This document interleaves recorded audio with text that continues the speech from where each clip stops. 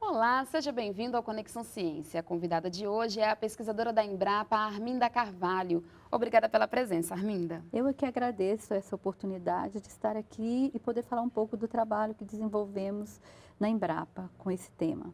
Ok. Hoje vamos conversar sobre a importância das plantas de cobertura no cerrado. Não saia daí, o Conexão Ciência já está no ar.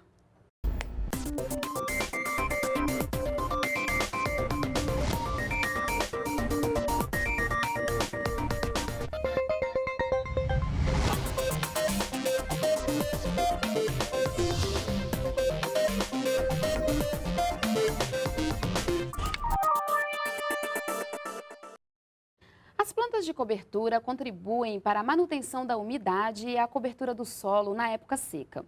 O produtor que utiliza essas plantas reduz consideravelmente os custos com fertilizantes químicos nitrogenados e com o controle de pragas e doenças. Arminda, então, o que são, as plantas de cobertura?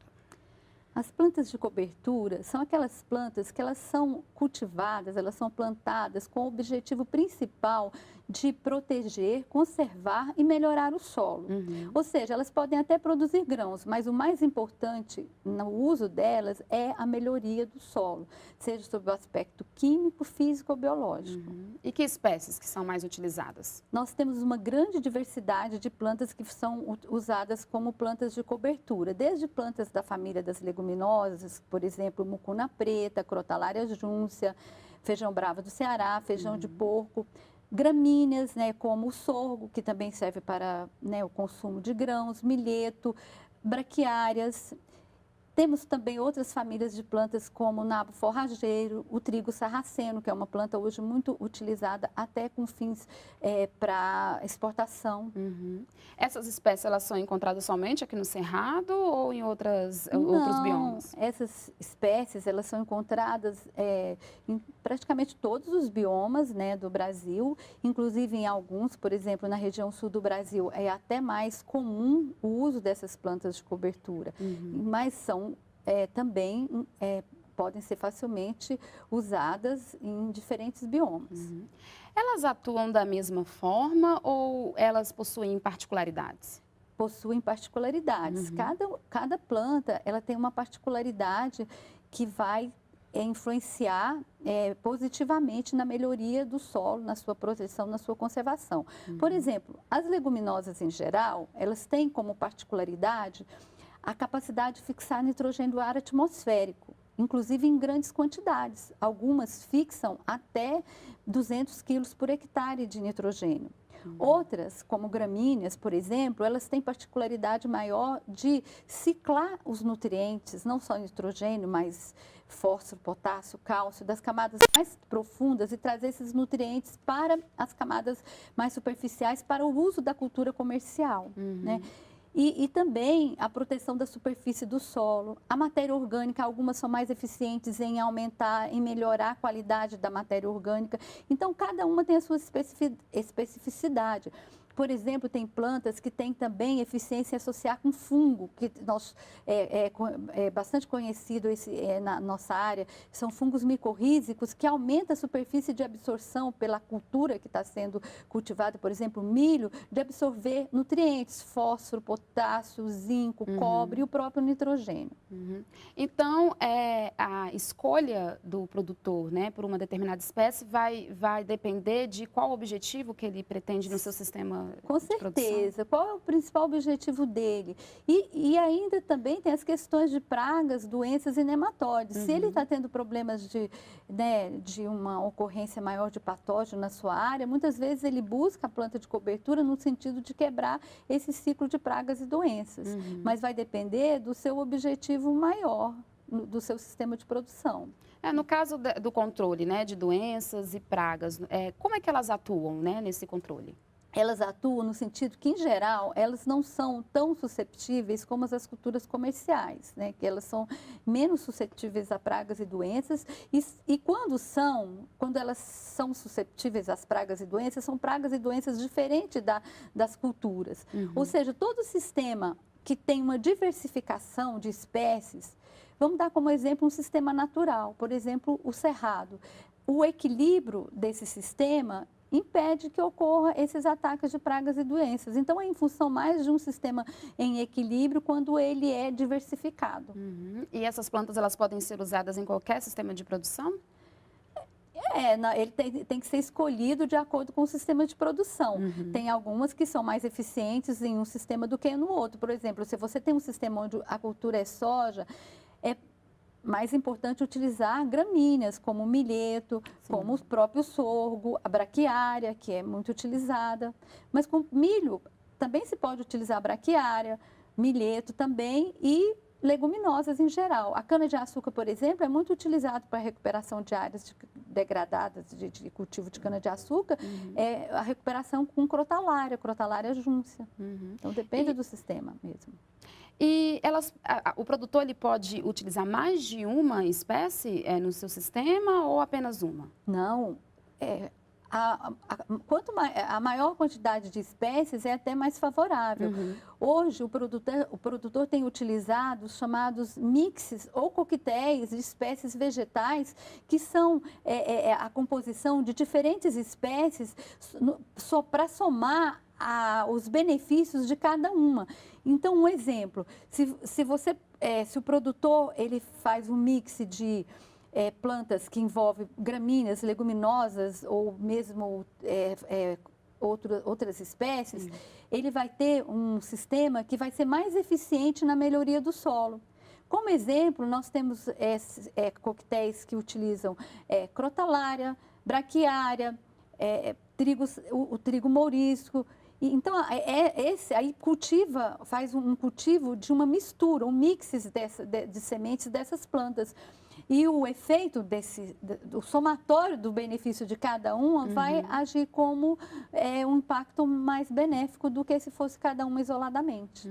Você comentou soja, milho. Quais são as culturas, comerciais, no caso, que podem ser beneficiadas com as plantas de cobertura? Todas as culturas podem ser beneficiadas. O importante é escolher a planta de cobertura correta. Inclusive, hoje, a gente fala muito dos sistemas integrados, que é a integração lavoura-pecuária, integração lavoura-pecuária-floresta, que é o que mais está sendo beneficiado por esse tipo de prática de plantas de cobertura. Porque aí você vai ter as plantas no sistema diversificando, inclusive economicamente, plantas para produção de grãos, para forragens, para alimentação dos animais, os próprios animais, o gado nesse sistema. E no caso da integração lavoura-pecuária-floresta, ainda tem a espécie florestal, que em geral, madeireira. Então, em termos de retorno econômico para o produtor, é interessante. Bastante interessante, até porque um sistema, quanto mais sustentável ele for, o retorno vai ser maior, porque, como a própria palavra diz, sustentabilidade. Sustentabilidade não é só sustentabilidade técnica. À medida que a sustentabilidade técnica ocorre, a econômica também ocorre, porque um solo degradado ele vai provocar o quê? Queda de produtividade das culturas. Isso reflete em quê? Em perdas o quê? Perdas econômicas. Não só da cultura, do solo também. O solo é um bem também valiosíssimo, que perda de solo, de nutrientes, isso tem um custo elevadíssimo que às vezes é impagável. Sim, e é fácil conseguir as sementes dessas plantas? Olha, Juliana, esse é o principal, talvez seja a maior limitação para o uso das plantas de cobertura, porque não é fácil, Algumas mais, outras menos. Algumas plantas que são muito eficientes na melhoria do solo, praticamente não se tem sementes no mercado, a gente teria que ter um programa para incentivar a produção dessas sementes, Mas para outras plantas, como braquiária, braquiárias em geral, o próprio milheto, sorgo, aí a disponibilidade é mais fácil, para aquisição no mercado. Mas leguminosas, em geral, mais difícil. Obter sementes, por exemplo, de mucuna, crotalárias, é mais difícil.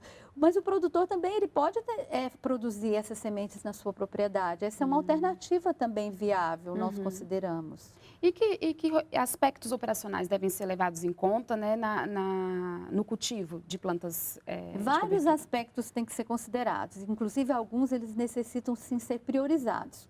Por exemplo, o produtor não pode cultivar dentro do seu sistema agrícola ou agropecuário uma cultura que seja susceptível a uma praga, doença ou nematóide da sua cultura comercial, porque aí o que ele vai fazer? Ele vai fazer o efeito contrário do que a gente está buscando. A gente está buscando romper ciclos de pragas, doenças e nematóides, e aí vamos fazer multiplicar. Então, isso é fundamental. Então, se eu tenho lá o feijão, uma cultura de feijão, eu quero utilizar planta de cobertura, eu não posso utilizar planta de cobertura que seja susceptível a uma virose, né? A outra questão também é em relação aos nutrientes. Plantas que demandam mais nitrogênio, deve-se buscar planta de cobertura muito eficiente em incorporar nitrogênio. Buscar também relacionado ao ciclo, nós não vamos deixar de o produtor, ele não vai deixar de plantar a sua cultura comercial na época chuvosa, então nós temos que ter um sistema que compatibilize, ou seja, a planta comercial, lá, a cultura comercial vai ser plantada na sua época normal. Sim. E depois nós temos que ter uma planta de cobertura que se adapte ao período que no cerrado é um período praticamente de seca. Isso também é um aspecto muito importante, tem que ser plantas tolerantes à seca. E pouco exigente em nutrientes, porque na verdade o que a gente quer é que elas façam o quê? O efeito de reciclar os nutrientes e não de demandar nutrientes da cultura. Elas não podem competir com a cultura. E esse tipo de orientação, o produtor ele pode encontrar onde? Ele encontra, nós temos artigos não, temos publicações técnicas que orientam. Temos livro, né, livro sobre adubação verde no Cerrado, plantas de cobertura no Brasil. Temos comunicados técnicos da Embrapa que faz essa orientação. E nós mesmos também, se somos procurados, nós temos que orientá-los nesse sentido. E a extensão rural, com certeza, está muito bem preparada, a Emater está muito bem preparada para orientar os produtores no uso dessa prática. Falando em adubação verde, plantas de cobertura é a mesma coisa que adubo verde?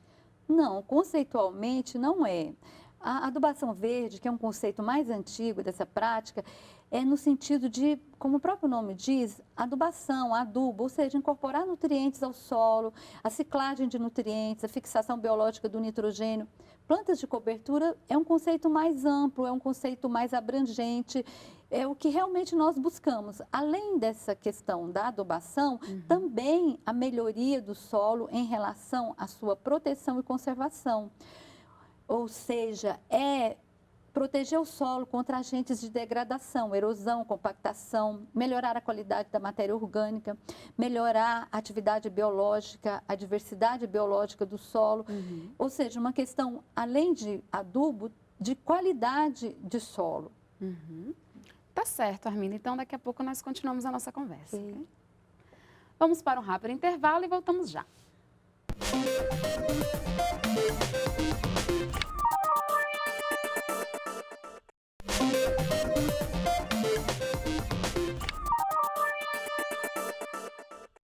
Estamos de volta com o Conexão Ciência. Hoje eu converso com a pesquisadora da Embrapa, Arminda Carvalho, sobre plantas de cobertura no Cerrado. Arminda, por que o cultivo de plantas, né, de cobertura no Cerrado ainda é limitado?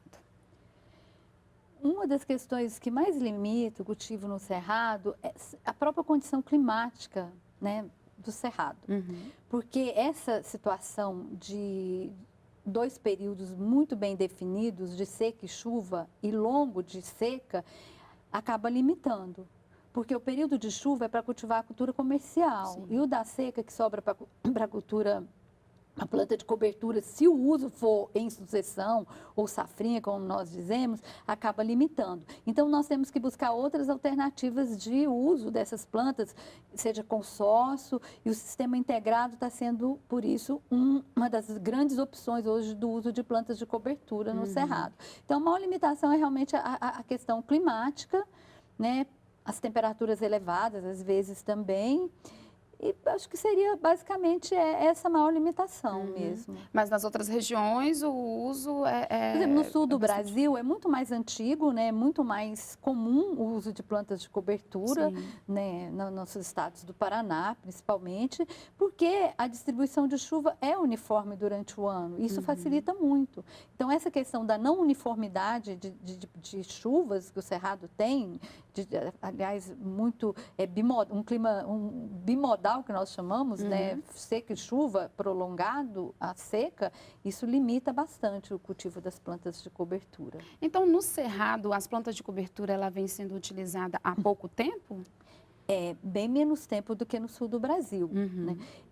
Na verdade, esse uso de plantas de cobertura passou a ser mais intensificado com o sistema plantio direto, Sim. que para melhor qualidade desse sistema é fundamental o uso de plantas de cobertura, e dentro do sistema de integração lavoura-pecuária e integração lavoura-pecuária-floresta, como eu disse já anteriormente. No primeiro bloco, você disse também a questão da fixação biológica de nitrogênio, né, que essas plantas promovem.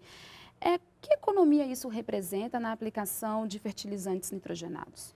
É uma economia significativa, porque se considerarmos, né, quando eu disse 200 quilos por hectare de nitrogênio fixado por uma leguminosa incorporada no solo, vamos dizer que sejam incorporados 150 quilos de nitrogênio. É só fazer o cálculo. Para você colocar 150 quilos de nitrogênio via fertilizantes, você vai gastar... esse cálculo eu já fiz, são 7 sacos de ureia por hectare. Isso tem um custo que seria hoje, né, no valor de hoje, daria em torno de R$ 1.000 por hectare.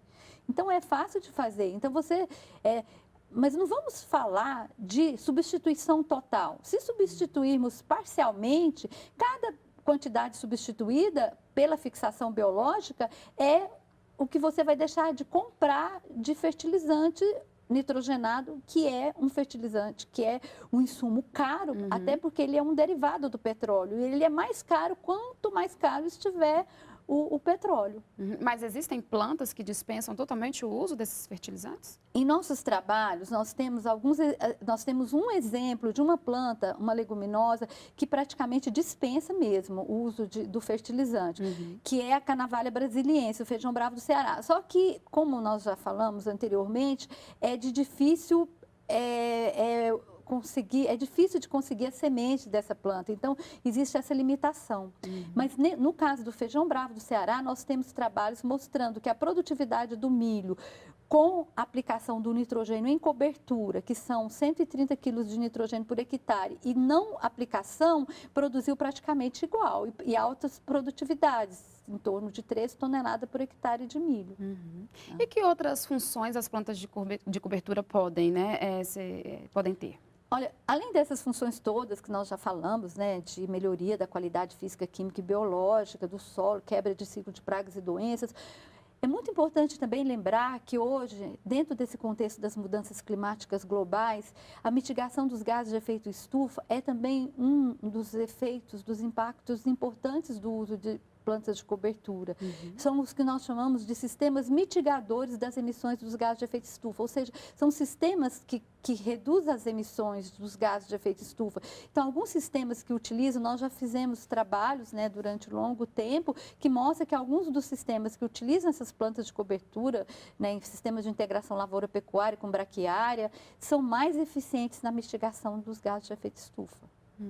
E além disso também aumenta a produtividade da cultura? Com certeza, porque está diretamente relacionado. Sim. Porque a cultura produzindo mais, ela produz mais grãos, também produz mais massa. E a produção de maior quantidade de massa reflete em sequestro de carbono no solo. Então, quanto mais... E também na diminuição da expansão das fronteiras agrícolas, porque se você produz mais, você tem necessidade de menor área para conseguir expandir a sua produção de alimentos, para sustentar a população do Brasil e do mundo. E por que é importante ter uma diversidade, né, de espécies no sistema de produção?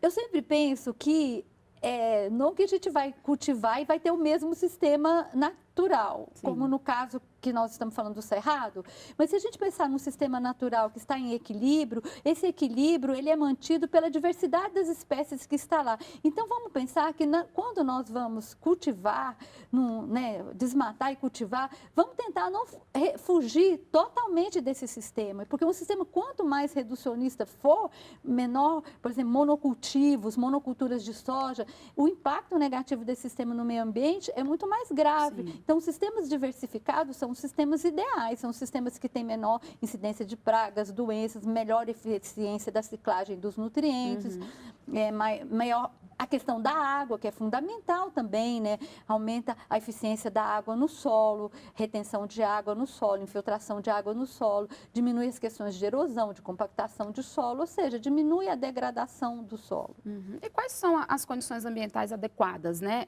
para as plantas de cobertura se desenvolverem? As condições ambientais adequadas. Em geral, essas plantas, elas são menos exigentes do que as culturas comerciais, ou seja, elas são menos exigentes em água, em nutrientes, elas se desenvolvem, inclusive, em solos degradados, com menor teor de nutrientes, mas elas têm que ter uma condição mínima, ou seja, tem que ter o mínimo de água, tem que ter o mínimo de nutrientes, de fertilidade, e essas são as condições. Elas são, se comparar com uma cultura comercial, o que nós podemos dizer é que elas são menos exigentes do que as culturas comerciais, do que o milho, do que a soja, não só em nutrientes, mas também em água. Uhum. Você comentou também que algumas espécies são difíceis, né, de encontrar as sementes. Em relação ao custo dessas sementes também, como é que é isso? Como é uma prática que não é de ampla adoção, que não é tão utilizada, também não é, então não tem uma disponibilidade de sementes em quantidades. Então, por essa questão até de oferta de mercado, né? Oferta de mercado, então o custo, quando a semente existe, o seu custo é elevado. Isso é uma limitação mesmo. Em geral, os custos das sementes, das plantas de cobertura, mais elevado do que de uma cultura.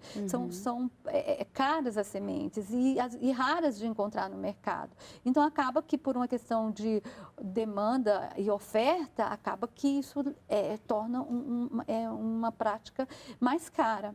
Fora que também tem as questões operacionais. Ela vai aumentar operações no sistema do agricultor. Ele vai ter mais gastos com plantio, com manejo, seja manejo mecânico ou químico, com herbicidas. Então, aumenta o custo mesmo do sistema de produção dele. Mas os retornos, eles compensam, né? Compensam o retorno, não só econômico, mas o retorno em relação à sustentabilidade agrícola, ambiental também. Mesmo diante dessas restrições, né, que você comentou, há um aumento da procura do produtor por esse tipo de cultivo? Sim, nos últimos anos a gente tem percebido que o agricultor tem estado muito mais aberto a essa prática. A gente, né, nas nossas viagens, quando a gente anda pelo cerrado, a gente percebe que é muito mais comum hoje você ver uma área durante a seca, que a gente chama de entre-safra, safrinha, está plantada com milheto, com sorgo, com braquiária, coisas que antigamente não. Antigamente você andava nessa região agrícola, o solo estava exposto, né, aos agentes de degradação, sendo preparado às vezes em época errada. Então, é muito mais importante e interessante do ponto de vista não só econômico, mas ecológico, ambiental, você ter um solo coberto durante esse período que a cultura comercial nem sempre está sendo plantada. Porque quando não é irrigado, na época da seca, não se cultiva, né, plantas, milho, soja. Mas hoje até já se planta o milho safrinha também, é muito comum. Então, muito cerrado. Está havendo uma mudança de mentalidade por parte dos produtores. Com certeza, nos últimos anos, sim, com certeza. Uma mentalidade mais voltada para as questões ambientais também. E econômica, porque se o agricultor está fazendo, é porque isso economicamente é viável, ele não vai fazer nada que te traga prejuízos. Isso é uma prática comum também em outros países ou é mais aqui no Brasil? Não, os países, os Estados Unidos utilizam muito também, na Europa se utiliza também plantas de cobertura, né? Mas assim, aí, claro que com a especificidade climática de edafoclimática de cada país e econômica também. E o uso, né, das plantas de cobertura, é uma das estratégias, né, da intensificação sustentável, né? Que benefícios, né, que a intensificação sustentável pode trazer para o produtor e para a sociedade? A intensificação sustentável é tudo que nós falamos até agora, né? Ou seja, é um sistema de cultivo com intensificação de uso em termos de diversidade de espécies vegetais. Então, tem todas as vantagens que nós falamos até agora, né? para o produtor, toda a melhoria de solo, de produtividade das suas culturas comerciais, mas também tem toda uma questão ambiental e econômica também, porque a diversidade de produtos, isso do ponto de vista econômico, é muito mais interessante do que as culturas monoculturas. E para a sociedade isso vai ter um reflexo também, porque economicamente a diversificação do mercado é importante e também do ponto de vista ambiental, porque tudo que você melhorar ambientalmente em termos de qualidade de solo, de água e do ambiente, relacionado principalmente a essas questões de mudanças climáticas, dos gases de efeito estufa, do sequestro de carbono, isso é um reflexo para a sociedade como um todo e não apenas para o produtor. Então, por isso que se fala, às vezes, em mudanças climáticas globais, né? Você está fazendo aquilo na sua propriedade, mas isso é um reflexo para o mundo todo. Tá certo, Arminda. Então, muito obrigada pela sua presença no nosso programa e parabéns pelo trabalho. Eu que agradeço, mais uma vez, a oportunidade de estar aqui falando desse nosso trabalho, né? Nosso, dos produtores, que tem um impacto no Brasil e no mundo, né? Tá certo. Obrigada mais uma vez. E o Conexão Ciência termina aqui. Confira os dias e horários das reprises na página da EBC ou da Embrapa na internet. O programa também está disponível no canal da NBR no YouTube. Obrigada pela companhia e até a próxima semana.